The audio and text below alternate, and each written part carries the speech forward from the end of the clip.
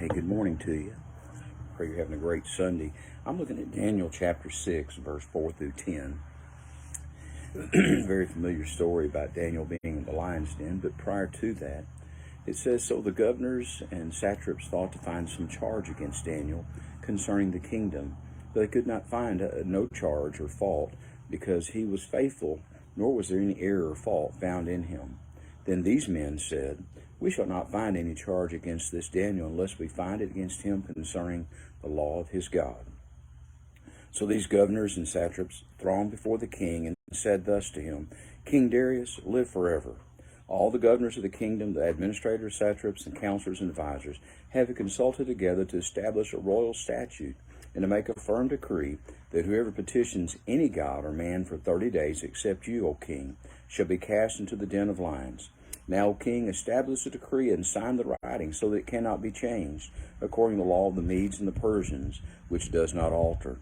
Therefore King Darius signed the written decree. Now, when Daniel knew that the writing was signed, he went home, and in his upper room, with his windows open toward Jerusalem, he knelt down on his knees 3 times that day, and prayed and gave thanks before his God, as was his custom since early days.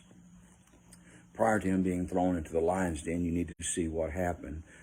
Those who were against Daniel, those who were jealous of Daniel, those who did not like Daniel's God, conspired to find a way that they could do away with Daniel.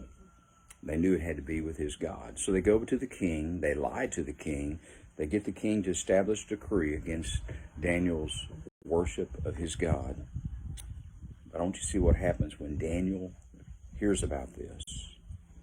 It says, Now when Daniel knew that the writing was signed, he went home, and in his upper room, with his windows open toward Jerusalem, he knelt down on his knees 3 times that day, and prayed and gave thanks before his God, as was his custom since early days. I wonder if you would continue your worship of God, your relationship with God, if you knew it was illegal. We have brothers and sisters around the world who are in risk of their life, their physical life, because in their country where they live, such things as these have happened. I wonder if it were that way in this country, you would continue your worship openly, publicly, as is your habit. You need to enjoy the opportunity you have to worship. You need to continue to be faithful. Well, you know the rest of the story. Daniel was cast into the lion's den, and he is rescued by the hand of God. My friends, whether we are rescued or not in this life, we need to serve God. We need to be faithful in our worship of him. And so this day, it's Sunday, 9 o'clock, there'll be life groups at Westview. 10 o'clock, there'll be worship.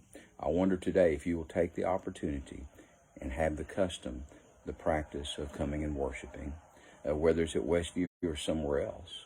Today, be that day that you would worship God openly, as should be your custom. Know that you're loved. Know as always at Westview, we're here for you. You have a great day, and God bless.